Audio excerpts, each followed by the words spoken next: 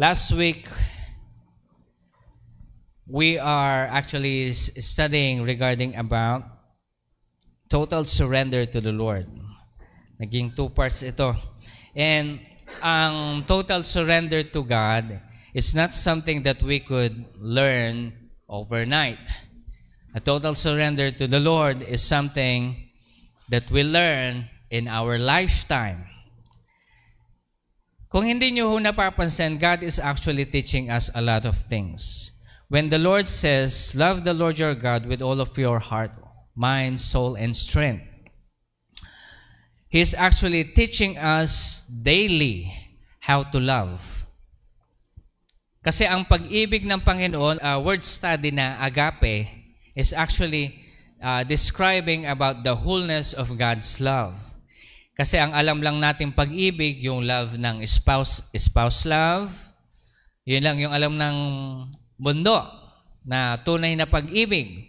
Pero ang pag-ibig mo sa iyong ama, I mean your biological father, yung pag-ibig mo rin sa iyong ina, pag-ibig mo sa kapatid mo, pag-ibig mo din sa kaibigan mo, makinig at pag-ibig mo din sa iyong kaaway, ito yung kabuuan ng sinatawag nating word na agape na itinuturo sa atin ng Panginoon sa araw-araw. Hindi ba? Hindi ba yun yung pag-ibig ng Panginoon? At actually dito, nakikita natin, God is actually teaching us daily. We do not just learn it one time and that's it. No. We learn it daily. Kasi there are times, or sabihin na natin, some of us, most of the time, yung ating kapatid, hindi maganda ang ugali. Pero we love them with the love of the Lord. Okay? With the love of the Lord, ibig sabihin, andun pa rin yung pag-unawa, andun pa din yung prayer. No? Kaya kami magkakapatid, kaya paminsan meron talagang, hindi paminsan, okay, kadalasan may mga talagang suwail.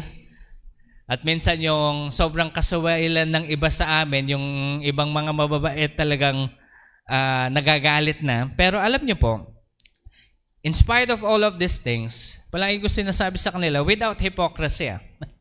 Kasi ito yung natutunan ko sa Biblia. We still pray for them. Hindi naman ibig sabihin na ganyan sila, hayaan na natin sila maging ganyan.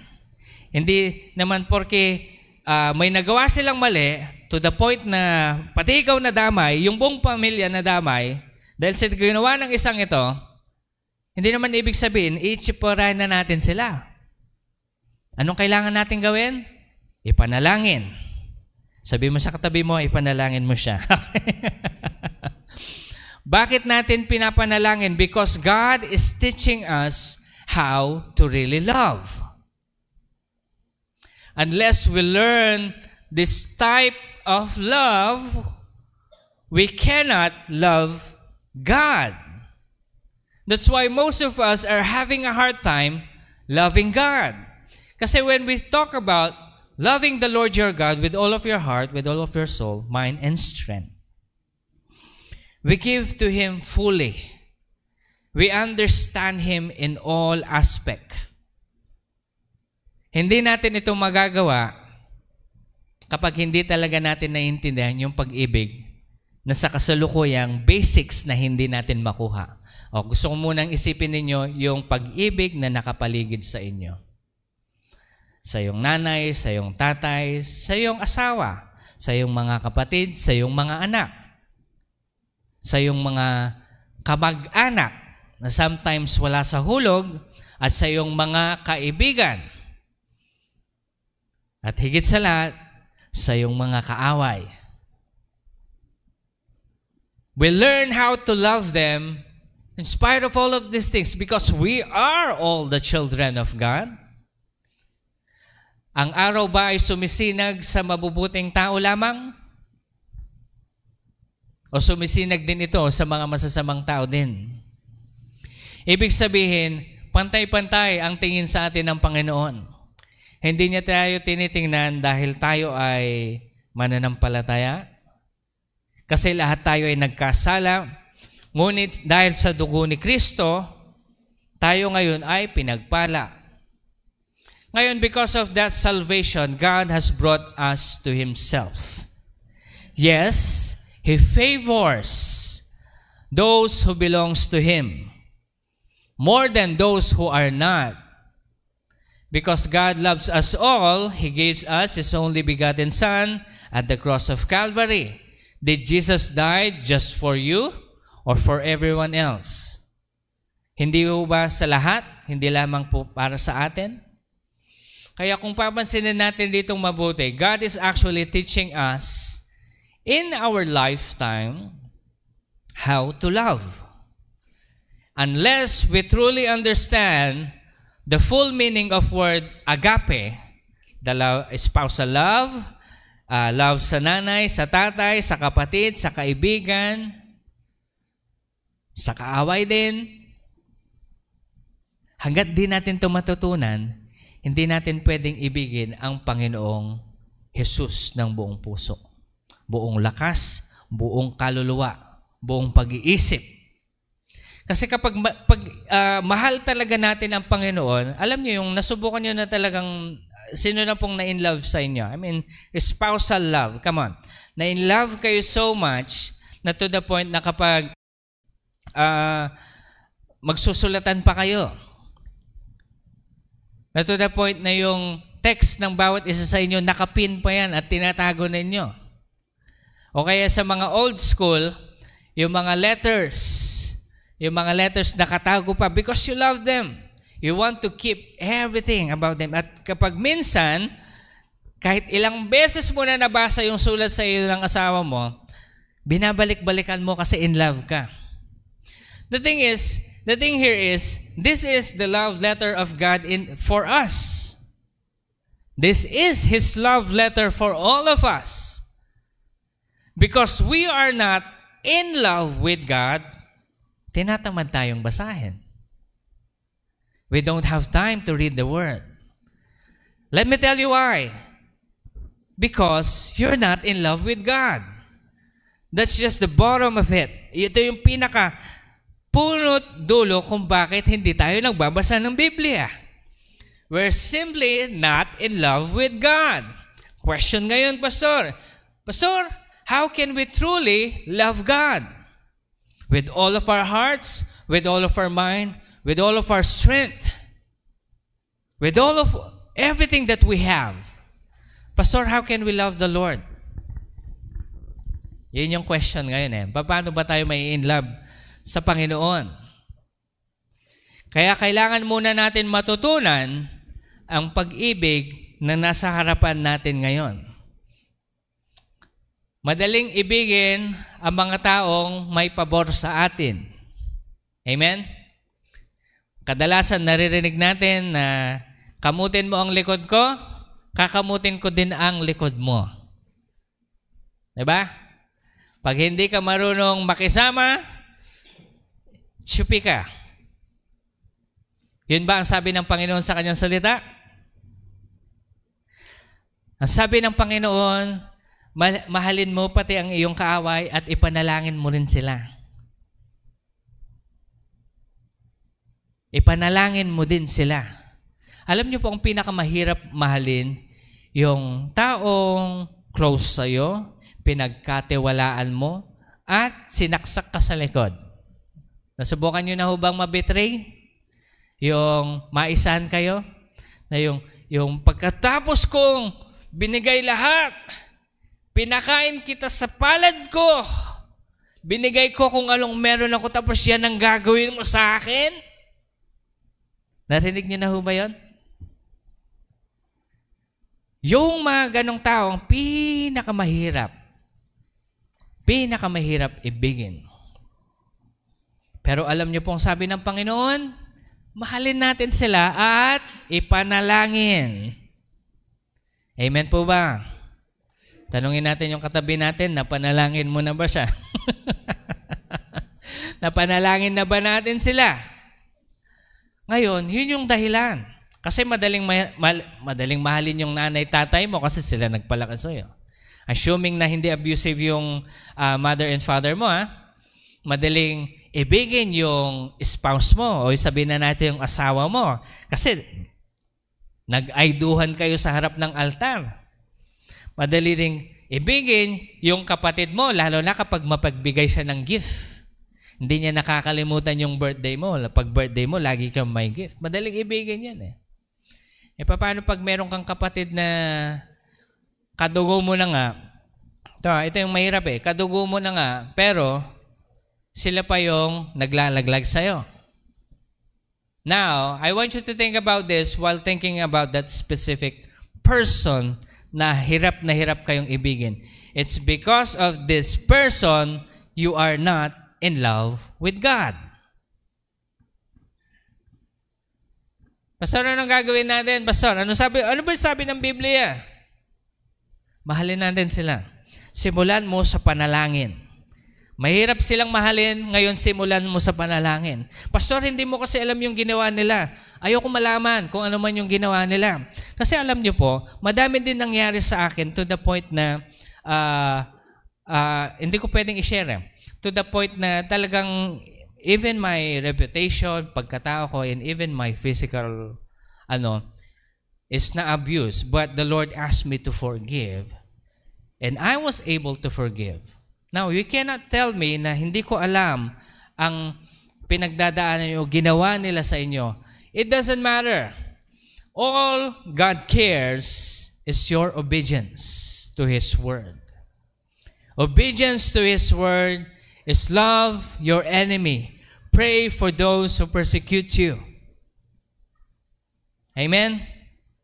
Nahihirapan tayo ngayon. Now, ito po rin yung gusto kong isipin ng bawat isa, na habang tumatagal ang panahon, hindi tayo bumabata. Sino bang bumabata sa atin habang lumilipas ang panahon?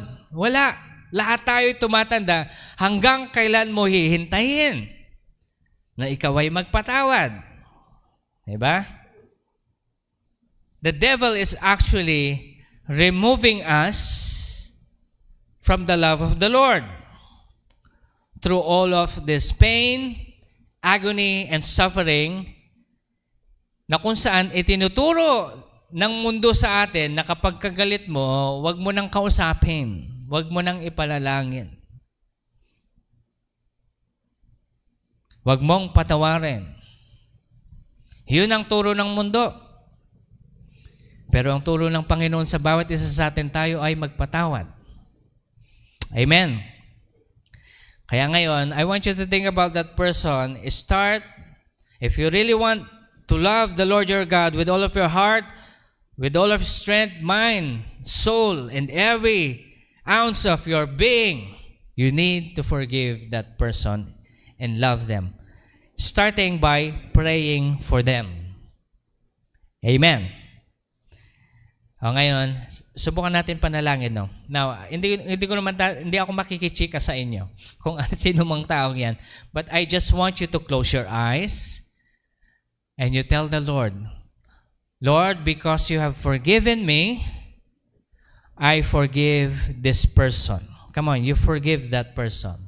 O persons, kung madami yan, pinapatawad ko na po sila. Dahil Lord, gusto kong ma-in-love sa inyo. Yun lang po. In Jesus' name. Everybody will say, Amen. Okay, kung ipinanalangin nyo yan ng buong puso, kayo ay sasagutin ng Panginoon. Now, starting with that, God is actually teaching us love here on earth. Unless we love the person that's in front of us, we will never be able to love the Lord our God with all of our being. Hindi natin maiibig ang mga tao, hindi natin maiibig ang Diyos kapag hindi natin alam ibigin ang mga nakapaligid sa atin. Amen po ba? Ngayon, maiba tayo, bukod sa pag-ibig, itinuturo din sa atin ito ng Panginoon. Proverbs chapter 9, verse 10. The fear of the Lord is the beginning of wisdom. The knowledge of the Holy One is understanding.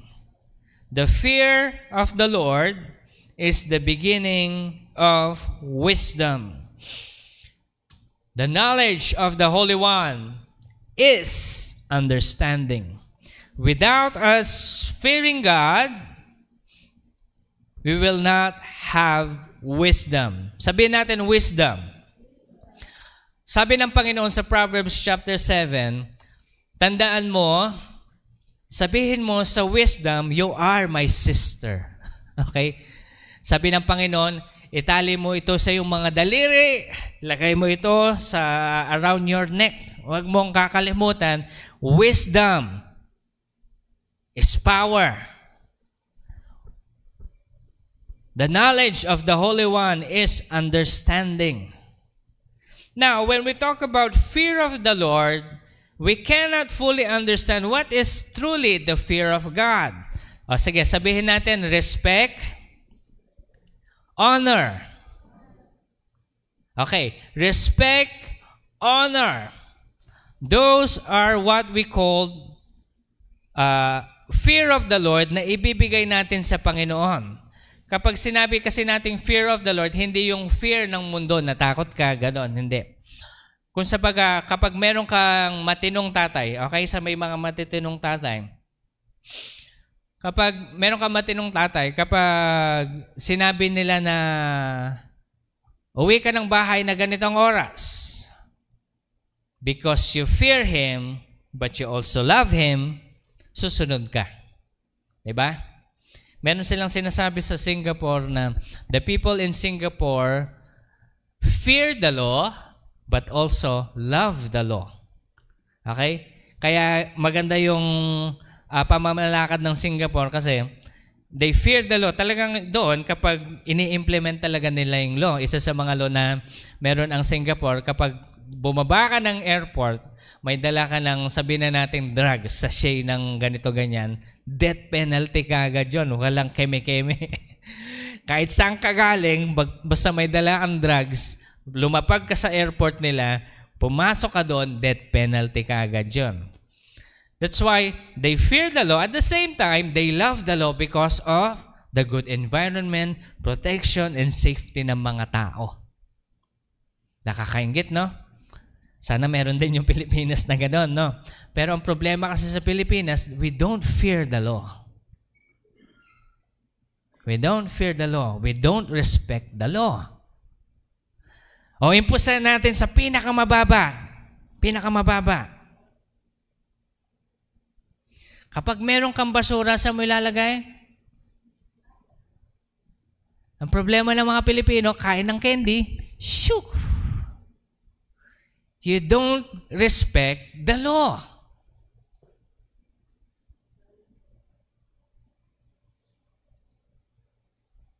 Oh, guilty yung iba sa atin. Pastor, sorry po.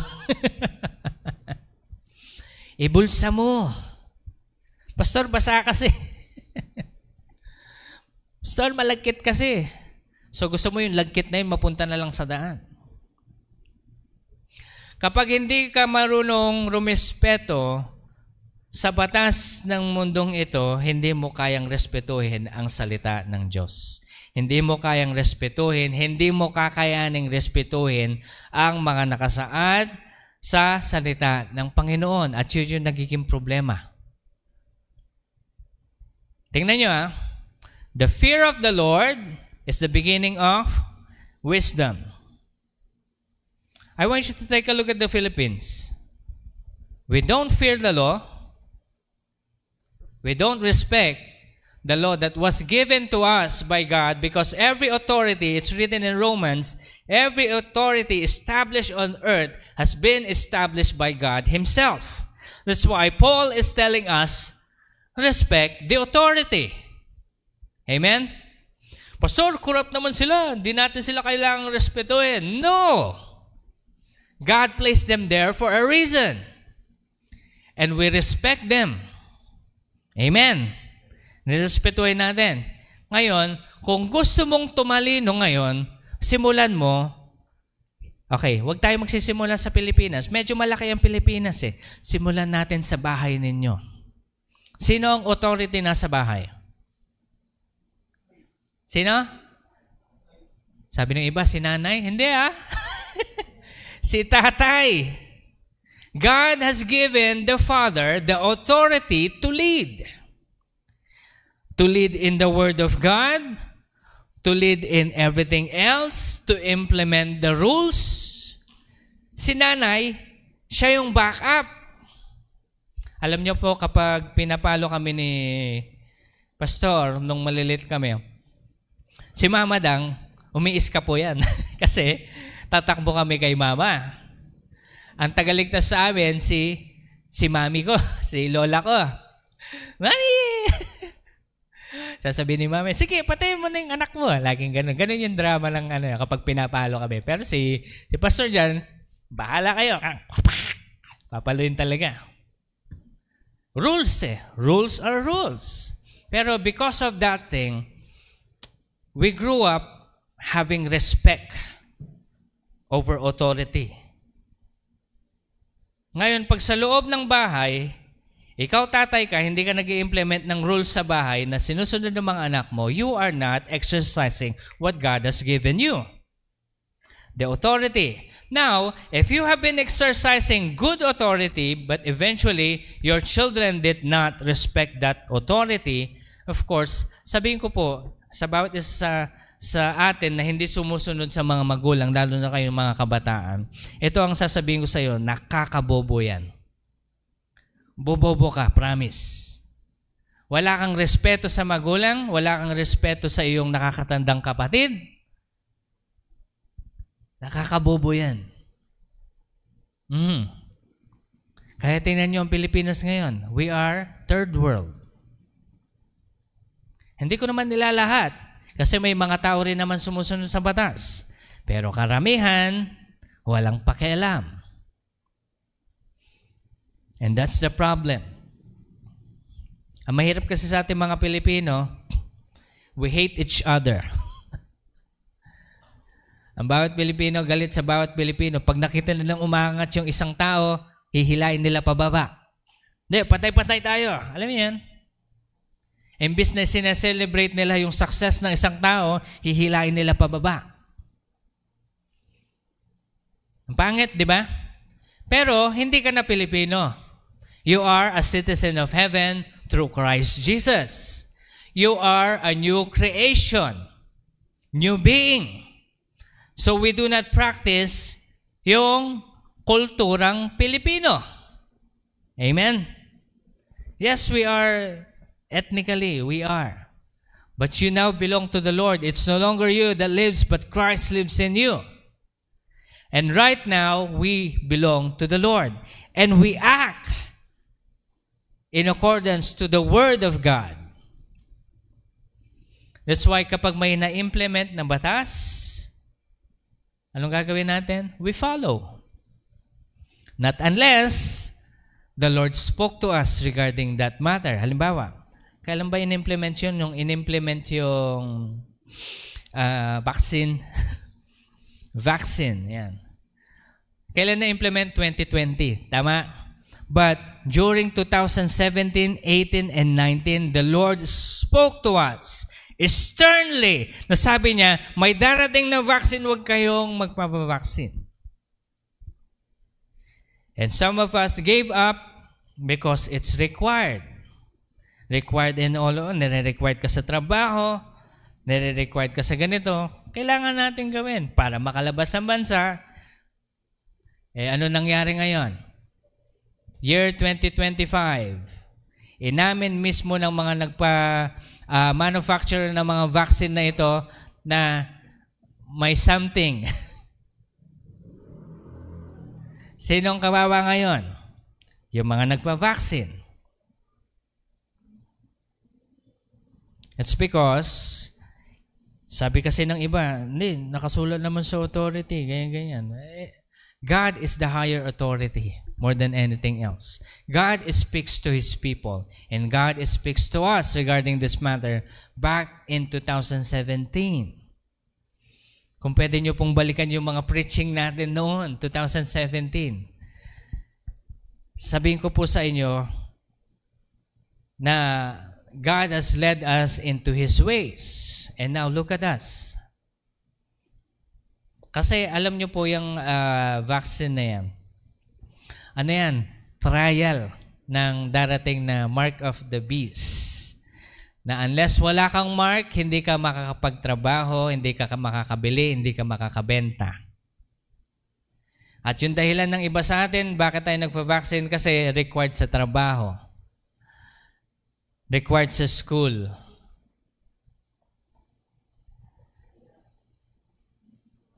Basta na nang gagawin na natin ngayon na vaksinan na kami.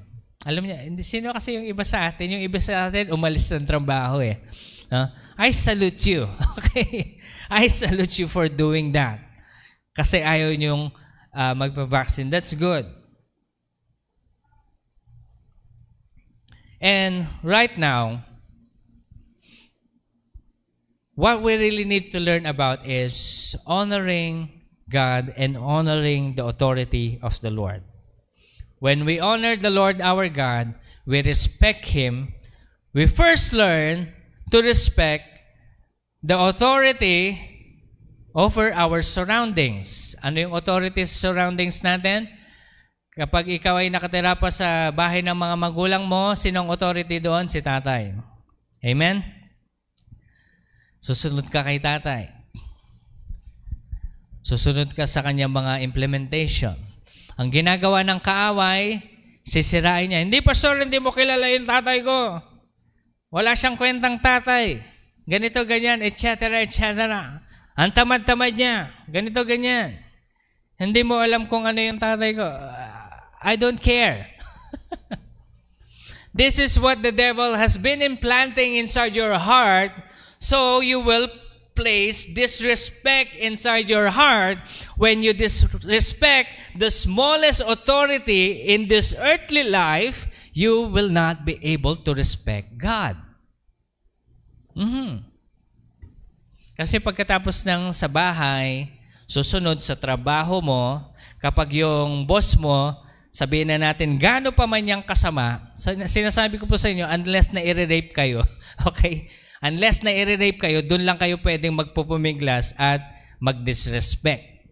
Okay? But if they're implementing, masama silang tao, masakit sila makapagsalita, para namang hindi Kristiyano, boss pa naman, si Kristiyanos, ganyan makapagsalita. No, because God is teaching us how to respect in spite of all of these things. And when we learn respect sa ating trabaho, susunod yung sa ating bansa. Katulad ng sinasabi ko sa inyo kanina, saan tayo tatawid? Sa pedestrian. Sa mga nagdadrive, hintayin nyo muna mag-green bago kayo mag-go-go. Samantalang dito sa Pilipinas, kaya nagtataka yung mga kaibigan kong taga-ibang bansa. Tumatawid na sila kaagad sa, kamunang tatawid sa, naka-red na, oh, hinto na yun. Hindi, nasa Pilipinas ka. Diyan ka lang. Hintayin muna natin kasi sa Pilipinas tatansyahin mo kasi sira ulo yung mga ibang driver. Naka-pedestrian na nga, nakikita mo ang puti-puti ng pedestrian, ikaw pa yung maghihintay. Kasi sa Pilipinas, walang respeto ang mga tao sa gobyerno. Yan ang problema. Pero ikaw, bilang isang Kristiyano, respetuhin natin. Amen po ba? We respect the governance of our country. Okay? Simulan natin yan sa pinakamaliit. Kaya kapag ikaw, sasabihin mo sa iyong sarili, Pastor, wala namang ginagawa yung barangay natin. Wala nang nangyayari sa ating barangay. Bakit ko re-respetuhin ganyan? Ikaw, Kristiyano ka, kapag meron kang puso na ganon, takbo ka. Okay? Change the community. No? Perhaps the Lord has given you that kind of heart because God has given you, anong tawag mo dito? The power to lead. Who knows? Pasensya na po kayo. Ako wala talagang panawagan sa politics. Okay? Kaya hindi nyo ako makikita dyan. Wala akong balak. Okay? But if you are, then do so. Pero simulan natin yan sa respect. Kasi tingnan nyo ito. The Lord is teaching us the fear of God. Ano yung katumbas ng fear of the Lord? Beginning of wisdom. Katalinuhan, wisdom in all aspect. No. Ngayon, you cannot, when we talk about fear of the Lord, under the fear of the Lord is what we call honor and respect. You cannot honor and respect God unless you honor and respect the smallest authority here on earth, which is yung ating bahay. Okay? Yung ating bahay, respeto sa tatay at respeto sa pamilya. Hindi, Pastor, ganito naman kasi yung tatay ko. Paano ko re-respetuhin yan? It doesn't matter. You respect them the same way. It doesn't matter. The devil is just teaching you not to respect. Kasi, ano yun? Magbibigay lamang tayo ng respeto dahil sa nagawa ng isang tao sa atin. Sabihin na natin, for instance, yung tatay. So, ibig sabihin, kapag walang nagawa sa iyo ang Panginoon, hindi mo siya re-respetuhin. Tama? Ganun ba? Kaya nga tinuturo sa atin ng Panginoon, katulad ng pag-ibig. Ano yung tinuturo sa atin ng pag-ibig ng Panginoon? Pag-ibig sa buong aspeto. So, pag-ibig sa lahat ng relationship mo, sa buhay mo, para maintindihan mo yung agape love, so that agape love, you can give it to the Lord Jesus Christ. And when you are able to capture the pure love of God, naku, sasabihin ko sa inyo, you cannot stop reading the Word because you are so in love. In terms of wisdom, we all wanted wisdom, but we do not fear God. And we cannot start, sasabihin natin, no, I fear the Lord, I respect God, but you don't respect your father? No. Ang wisdom mo, earthly wisdom lang. Pero sasabihin ko po sa inyo, when God places His wisdom upon you, He teaches you things unknown to this world. Hindi mo alam kung saan na lang nanggaling. Katulad ni Joseph, na he's so full of wisdom of God, when the Lord speaks to the Pharaoh, o sabihin na natin yung cupbearer, saka yung kanyang chief bread maker ni Pharaoh. When the Lord spoke to them in riddles, Joseph was able to understand it with the wisdom of God. Kasi imagine niyo, kapag wala si Joseph during those time, what would happen to the whole earth? Yung whole earth in 7 years, nagkaroon ng 7 years of plenty at 7 years din ng famine. Ibig sabihin, talagang tagtuyot. Na lahat ng mga tao during those time, pumupunta sa Egypt para bumili ng makakain. If God did not spoke to Pharaoh, and if Joseph was not able to understand through the wisdom of God, hindi mai-interpret yun. Pero gusto kong makita nyo how Joseph respects and honor those who are above in him. Simulan natin sa kanyang bahay. Nire-respeto ba ni Joseph yung tatay niya? Tama? Nire-respeto ba ni Joseph yung mga kapatid niya? O, tandaan niyo ito mabuti, ha? Right in front of him, binabastos siya. O, andyan na yung dreamer. Andyan na yung dreamer. Nilalait siya. Inggit na inggit sa kanya. Ikaw ba naman itapon kang literal sa balon? Anong mararamdaman mo? Pero, was there ever written in the Bible na nagreklamo si Joseph? No. He respects, he honors, kasi matanda sila. Nung binenta siya, hinayaan niya lang. Nung sinabi sa kanya na yung, ang tawag mo dito, nung pinagbintangan siya, na nan-rape siya, Ikaw ba nang pagbintangan kayo? Nasubukan na pagbintangan kayo, tapos huhuliin na kayo ng pulis. Yung iba sa atin, tatakbo, di ba? Hindi naman ako yun eh. Pero Joseph respects the land's authority. Nagpahuli siya. Because he knows that God is going to be with him. And because of that kind of honor and respect, tingnan nyo ang iniisip kasi natin, Joseph has it all eh. Pero during those process in his life, he is actually being molded. And how to be like the Lord. Kaya ano nangyari? He learns how respect. Binigyan siya ng authority. Pinagbintangan siya, kinulong, but kahit na nasa kulungan siya, meron pa rin siyang authority. Nabigyan pa rin siya ng favor. And during those times of waiting, patience, habang yung humbleness ay namumold sa kanyang puso, ano nangyari? God has given him the opportunity to lead and exercise the wisdom sa loob ng preso bago sa hari, sa Pharaoh. So listen to this, people of God. We're talking about last week, pinag-uusapan natin na we want to prosper in many aspects of life. No? Ulitin ko ang prosperity na sinasabi ng Panginoon sa atin, hindi yung prosperity iniisip natin. Okay? Ang prosperity sinasabi ng Panginoon sa kanyang salita, yung prosperity is having peace in the time of storm. Meron tayong kapayapaan sa kaligitnaan ng ating mga bagyo sa buhay. Kaya sasabihin ko po sa inyo, huwag niyong ipanalangin na mawala yung bagyo. Ipanalangin niyo na matutunan niyo na magkaroon ng kapayapaan sa kaligitnaan ng bagyo ng inyong buhay. Dahil kapag meron kang kapayapaan sa kaligitnaan ng inyong buhay, that is actually what the Lord defines. That's how the Lord defines prosperity. You have peace.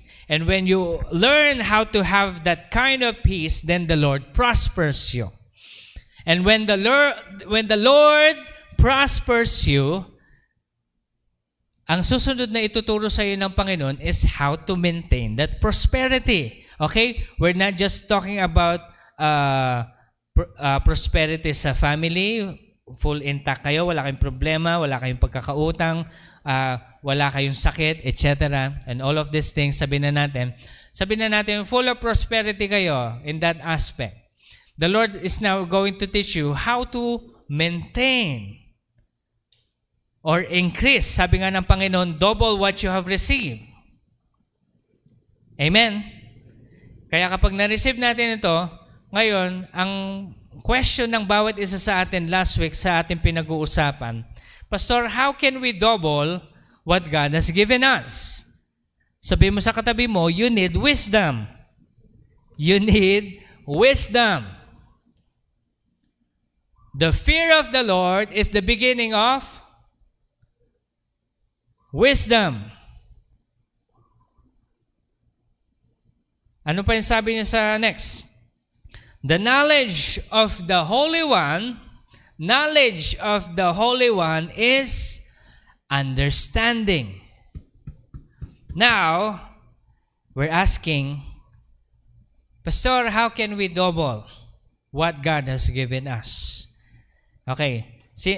Meron ho bang pinagkatiwala sa inyo ang Panginoon? May pinagkatiwala ba ang Panginoon sa inyong pera? Sino meron? Magsabi ng amen. Amen. Yung iba, wala. No? Meron kayo. Pero meron kayong isa. Kung sa baga sa talents, yung 5 talents. 5 talents, bag of gold, sabi nga. Meron kayong isa. Kaya hindi natin pwede sabihin na wala tayo. Okay? Meron kang isa. Yung iba sa atin, merong 2. Yung iba sa atin, merong 5. Ngayon, ang question is, how can we double it? And the answer is, fear of the Lord. Respect God, honor the Lord your God, and He will give you wisdom. Amen? So if you want wisdom, seek the Lord earnestly. Know His ways. And one of His ways is inside your house. Authority sa house. O sa church. Sino ang authority sa church? Yung nagpapastor sa inyo. Ako bilang pastor, I honor my father who is also a pastor. My mother is also a pastor. Okay? Maalala ko nung bago-bago pa akong nagpapastor dito, ang dami nilang tanong. Ang dami nilang tanong, ang dami nilang reklamo sa certain decisions ko. At nang hindi sila makasunod sa mga decisions ko, umalis sila. Nakita niyo yun? Nagtataka nga rin ako ito. Ito lang, maiba lang po tayo. No? Nagtataka ako sa mga ibang tao why they keep on jumping from churches to churches to churches. No? Hindi po tayo ito. Sabi mo sa katabi mo, hindi ikaw yan. Hindi ikaw yan. Okay. Just to make things clear, no? Hindi ikaw yan. Okay? Yung patalon-talon silang church. Tapos kalipat nila sa kabilang church, kakausapin nila yung pastor, sasabihin nila sa pastor na, bakit po kayo nandito? Kristiyano po kayo? Opo. Dati kaming nag-church sa ganito. Kaya lang kami lumipat kasi alam mo, pastor, yung pastor doon. Yung pastor doon, ganyan-ganyan. Meron ako nakausap na pastor, alam niyo po yung sinabi niya dun sa mga ganong lumilipat sa kanila. Ay, hindi po, balik po kayo sa church niyo. Sa isip-isip niya, ayoko ng problema. Sabi niya nga ay kilala ko po yun, si pastor. Hindi naman po siya gano'n. Kilala ko po yan, sabi niya. Hayaan niyo po, kakausapin ko po sila na bumisita kayo dito. Para bumalik sila doon. Alam niyo po, hindi ko naiintindihan. When you cannot submit sa church authority, tapos palipat-lipat kayo ng simbahan kasi ayaw nyo yung tinuturo ng pastor doon, na-offend kayo sa sinasabi niya. It's because, ito yan, we want to become in authority over our lives. And when you practice as such, uulitin ko po yan, nakakabobo yun. We do not exercise authority, and that's what's going to happen. That's why we learn authority in little things here on earth. And when we learn that little things here on earth, assuming na they're walking in the word of the Lord, sabihin na natin yung pastor nyo, naglalakad sa salita ng Panginoon, then honor them. Okay? I'm not saying, kasi yung honor and respect, hindi binibigay yan ng libre, tama? Kailangan meron munang pruweba.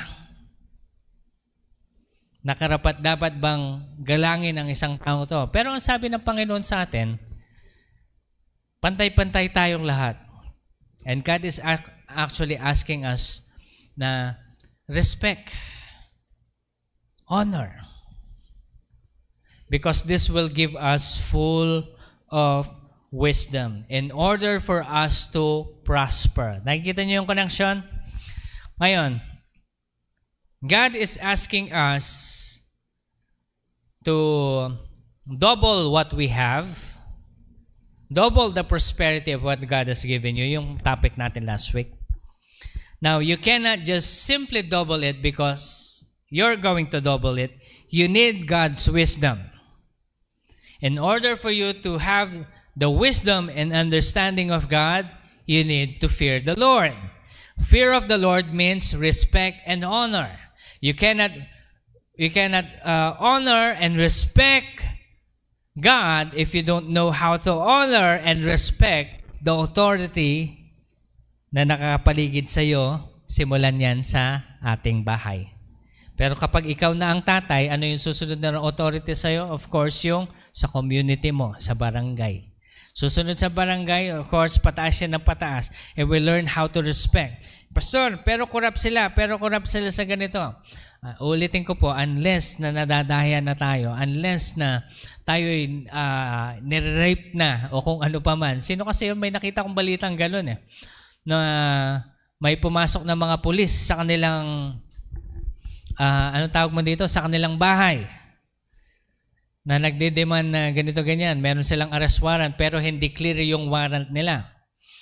Ngayon, itong babae, alam niyang tataniman siya babae, saka yung buong pamilya niya nasa mobile na Kasi yung mga nag-arrest sa kanila, naka-civilian lang, tapos may mga, ano lang, ewan ko kung anong binigay, no? Alam niya na yung laro nila Kasi biruin mo, kinuha daw yung cellphone, tapos yung sa loob ng cellphone na may pera sa kinita doon sa tindahan nila na 70,000, transfer daw right there and then. O, ang tawag doon, pambabastos na yon. Nire-rape ka sa harapan mo.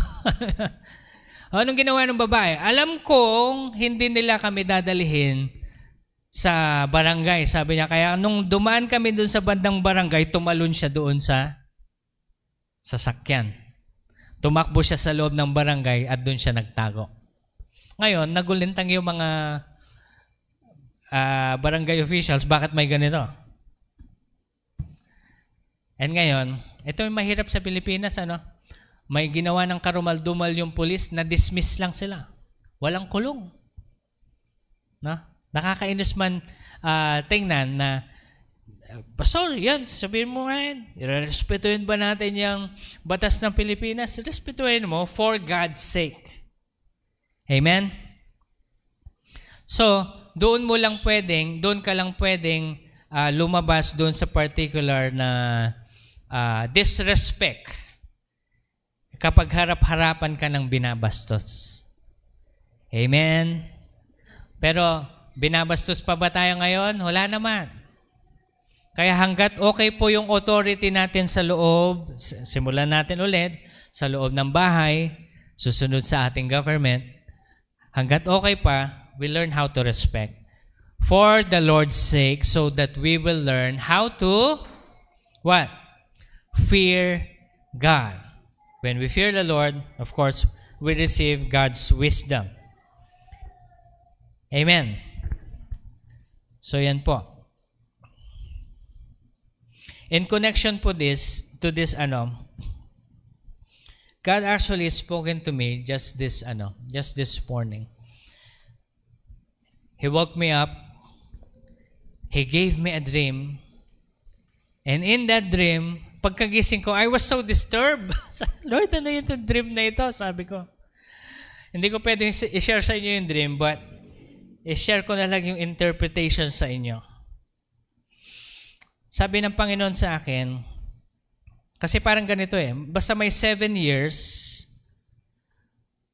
na sabi ng tao, sabi nung babae siya kinausap ko siya, sabi ko sa kanya, iniwan ako, initsipwera nila ako for the last 7 years. Basta in that term, tapos na-disturb ako pagkagising ko. Tapos sabi ko, Lord, anong ibig sabihin nun? Sabi ko. Sabi ni Lord sa akin, the woman represents wisdom. Tapos binigay niya sa akin yung Proverbs chapter 7. Chapter 7. Basta chapter 7 regarding wisdom is like your sister. Sabi ng Panginoon. Initsipwera nila ako for the last 7 years. And God is actually speaking about the people of God. Not you in particular, because if we don't know how to respect the authority inside our house, inside our company kung saan ka nagtatrabaho. Okay, sabihin na natin ganito. Makinig kayo Wag kayong ma-offend. Wag kayong ma-offend Sabihin mo sa katabi mo, wag kang ma-offend. Didiretsuhin ko kayo, okay? Okay, ma-offend. Ito. Gusto niyo yung wisdom, di ba? Ito. Listen to this. The Lord spoke to me long time ago, son, magkaroon kayo ng prayer meeting every Saturday. I followed. Meron tayong prayer meeting. And when I invited you to the prayer meeting, some of us go, some of us don't. Listen to me. I respect God's authority. I followed Him. You need to respect my authority and follow me. Pastor, wala kaming oras. We have a lot of reasons. But God is specifically telling you, in the dream that God has given me, sabi ng Panginoon, anak, they have disrespected me. They have removed me from themselves by disobeying this word. Basahin natin ulit. Proverbs chapter 9, verse 10. The fear of the Lord is the beginning of wisdom. The knowledge of the Holy One is understanding. Proverbs chapter 7, verse 4. Sabihin na natin, simulan tayo sa verse 1. My son, keep my words and treasure my commandments within you. Keep my commandments and live. And the teaching as an apple of your eye. Bind them on your fingers. Write them on the tablet of your heart. Verse 4. Say to wisdom, you are my sister.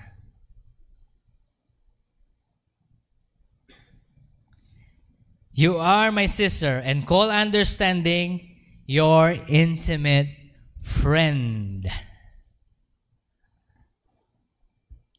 And let the conviction of God goes upon your heart right now. Simulan natin, no? Gusto natin ng wisdom, di ba? Balik tayo dun sa pinag-usapan natin last week. Gusto nyo doblehin kung ano yung binigay sa inyo ng Panginoon? Amen? O sabihin na natin ganito, gusto nyo bang pagkatiwalaan kayo ni Lord? Maging channel kayo ng blessing. Okay? So ngayon, bago tayo maging channel ng blessing, ang sabi ng Panginoon, ano sinasabi niya sa atin? Double what you have. And you cannot double what you have without the wisdom of God. You cannot have the wisdom of God without fearing the Lord.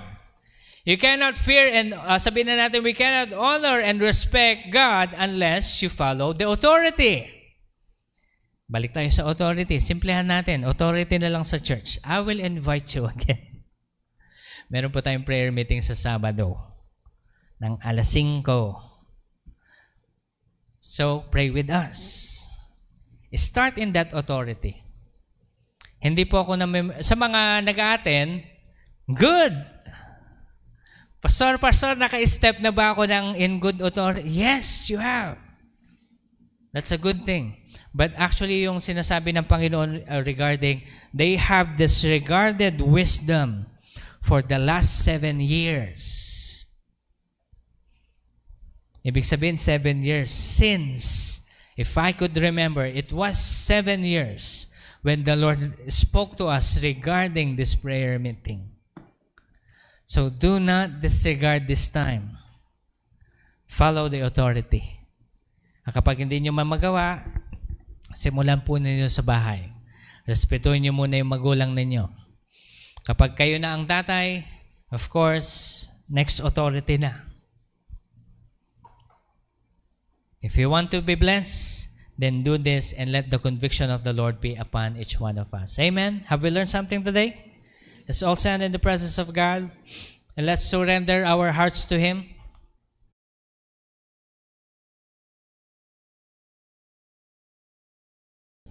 Baka sabihin ng iba sa atin, Pastor, ibig mong sabihin, the wisdom of the Lord departed from me because I have not honored authority. This is the truth. Yes. Kapag narinig nyo na to before or sabihin na natin 7 years ago and you have not followed, that is the problem. Pero ngayon pong kakarinig nyo pa lang, then do so. At least dito po sa atin sa Humphrey Center. Ano ho? But if you belong to other churches, sa mga nanonood sa atin, follow the authority, so that the wisdom and the power of God may dwell inside us. And God will prosper us in many things pertaining to life and godliness. Let's all pray. Sabihin natin sa Panginoon, Lord, Holy Spirit, we pray, let your conviction be true in my heart. Cause me to move that I may please the Father in heaven. It is the promise of the Lord that you will be given unto us, that will lead us into all righteousness, lead us into the ways of God, that we may honor the Lord our God, that we may praise Him in the way we act, in the way we speak, in the way we do things. We pray today, O God, that may you help us, O Lord, that let this wisdom and knowledge just overwhelm us, that we may do the will of the Lord. Today, O God, we surrender our hearts to you once again. Tinatanggap ka po namin, Panginoon, bilang aming Diyos at tagapagligtas. Ngayong araw na ito, Panginoon, humihingi po kami ng kapatawaran sa aming mga nagawang kasalanan. Patawarin mo po kami, Panginoon, katulad ng pagpapatawad namin sa mga taong nagkasala sa amin. Ngayong umaga, Panginoon, binibigay po namin ang aming mga puso sa iyong harapan. Naway ikaw po ay mapagpala at naway, Panginoon, kami po ay matutunan po namin, Panginoon, ang inyong kalooban. Today, O God, we just surrender our hearts to you. We give you our praise in Jesus' name. Amen and amen. God bless you all po. Magandang umaga po sa bawat isa.